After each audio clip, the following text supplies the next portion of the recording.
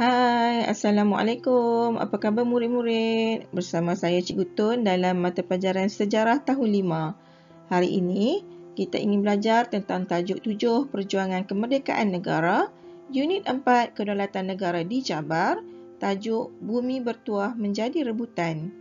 Murid-murid bolehlah rujuk pada buku teks pada muka surat 48 hingga 49. Standard pembelajaran 71.3 dan kewarganegaraan 7.1.6.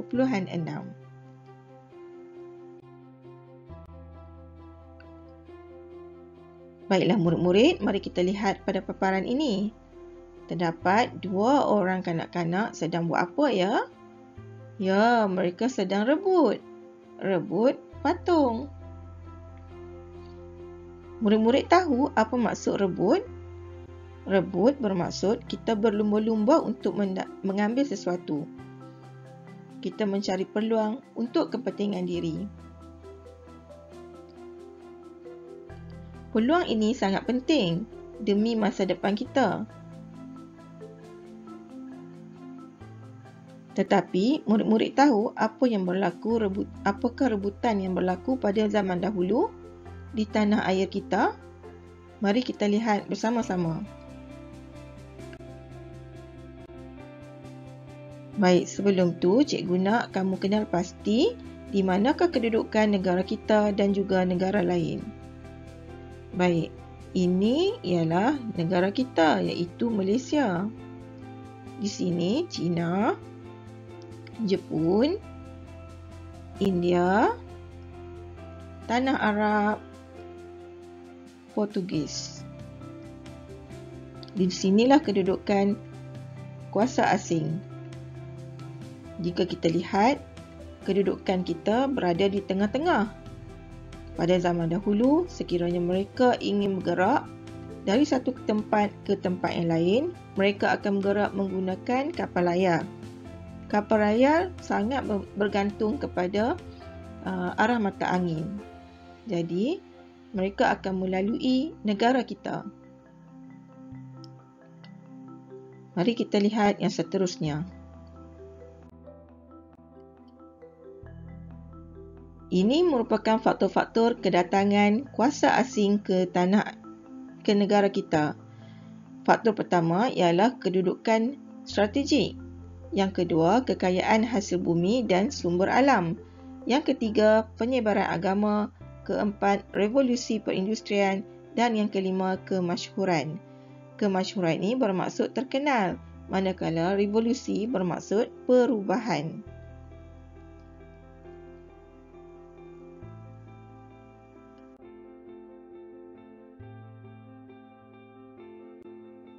Baik, faktor yang pertama iaitu kedudukan strategik. Kedudukan Melaka di laluan jalan perdagangan timur dan barat. Cuba kamu lihat, sekiranya China ingin bergerak ke India ataupun ke mana saja, mereka perlu melalui Selat Melaka. Begitu juga dengan India. India, sekiranya mereka ingin membawa barang-barang mereka berdagang ke negara China, mereka juga perlu melalui Selat Melaka iaitu yang terletak di negara kita. Yang kedua, Melaka muncul sebagai pelabuhan persinggahan penting. Kenapa Melaka dijadikan pelabuhan? Hal ini kerana Melaka terletak di tengah-tengah jalan perdagangan. Jadi, mereka hanya perlu membawa barang-barang mereka dan berkumpul di negeri Melaka untuk dijual. Portugis dan Belanda juga berminat menguasai Melaka. Kenapa ya? Kerana mereka ingin mengawal perdagangan rempah di Kepulauan Melayu. Murid-murid tahu perdagangan rempah. Apa itu rempah? Murid pernah lihat di dapur ibu kamu? Ibu-ibu kamu menggunakan rempah untuk menambah aroma atau rasa pada makanan. Inilah bahan-bahan yang digunakan dan bahan-bahan ini juga yang digunakan untuk Portugis jual.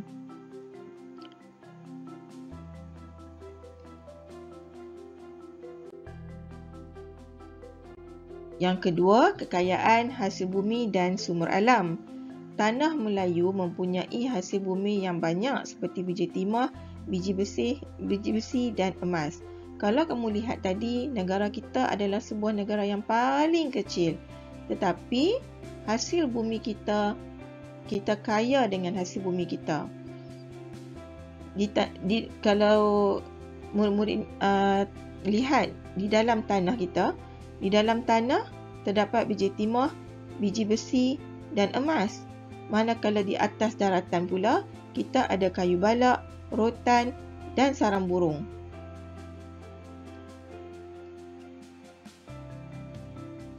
Kalau di dasar laut pula, kita mempunyai petroleum yang digunakan untuk mengisi minyak.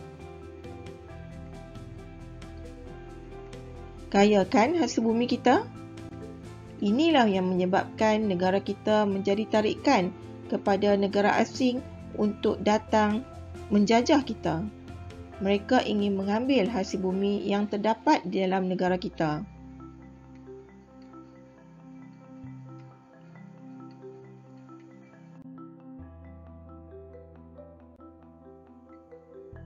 Penyebaran agama.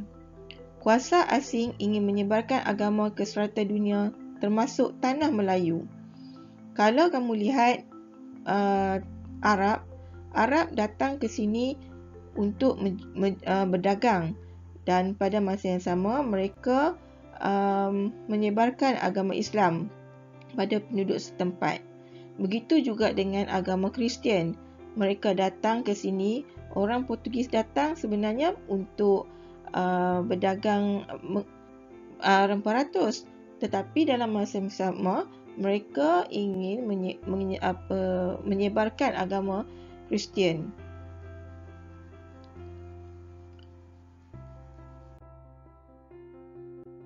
Yang seterusnya, revolusi perindustrian. Revolusi perindustrian ini bermaksud perubahan yang berlaku, perubahan besar yang berlaku di dalam industri. Okey, industri ini biasanya sektor perkilangan seperti pembuatan besi dan keluli, pembuatan kereta serta mengerti makanan giat dijalankan. Aktiviti-aktiviti ini memerlukan biji timah, biji besi. Negara mereka tidak mempunyai bahan mentah itu. Inilah yang menyebabkan mereka datang ke negara kita semata-mata ingin rebut hasil bumi kita. Kemudian apabila mereka menghasilkan produk, mereka akan jual kepada kita semula. Adakah ini adil? Ya, memang tidak adil kerana mereka mengambil hak kita, milik kita, kemudian mereka proses, selepas proses mereka jual balik kepada kita. Baiklah murid-murid, seterusnya kemasyhuran. Kemasyhuran bermaksud terkenal. Kuasa asing mahu menempa kemasyhuran untuk diri sendiri dan negara. Kuasa British muncul sebagai penjajah terbesar. James Brooke menguasai Sarawak setelah melihat kejayaan British di Pulau Pinang dan Singapura. Mereka ni terkenal dengan penjajahan. Mereka menjajah untuk kepentingan mereka sendiri. Mereka ingin ambil hasil bumi kita untuk revolusi perindustrian mereka.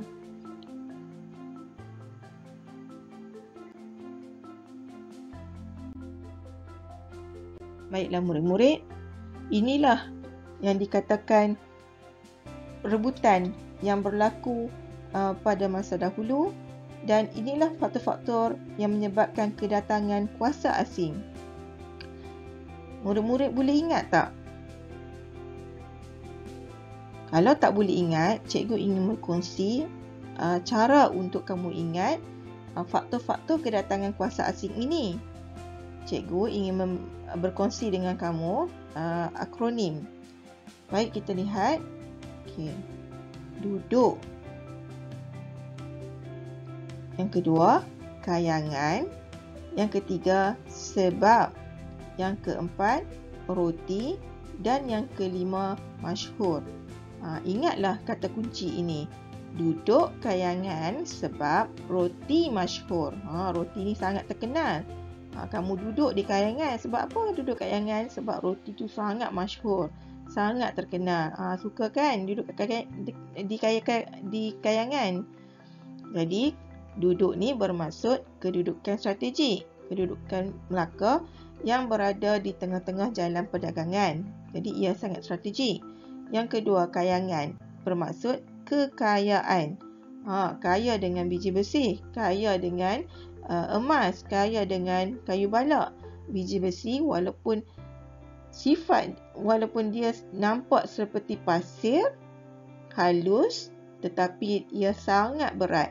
Ia sangat berguna untuk kilang, untuk pembuatan kereta, untuk membuat tin dan sebagainya. Jadi ingat ya, Kayangan kaya sebab penyebaran agama, roti, revolusi, masyhur. Inilah teknik yang boleh cikgu kongsi dengan kamu supaya kamu mudah untuk mengingat fakta. Kamu juga boleh mengubah kaedah ini mengikut cara kamu sendiri, asalkan kamu faham dan kamu ingat fakta ini. Baiklah murid-murid, ingatlah pesan cikgu, kita mestilah sedar bahawa penjajah kuasa asing ini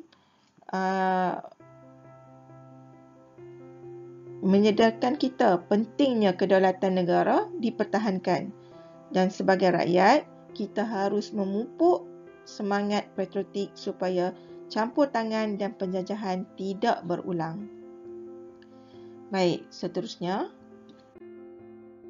cikgu ingin memberi tugasan kepada kamu. Tugasan pertama, kamu dikenaki membuat nota berkaitan dengan tajuk mengikut kreativiti masing-masing. Yang kedua, jawab latihan 4.3 dalam buku aktiviti Practice Best pada muka surat 26. Setelah siap, hantarkan hasil tugasan kepada saya menggunakan WhatsApp atau Google Classroom untuk saya semak. Sekian dahulu daripada saya. Assalamualaikum.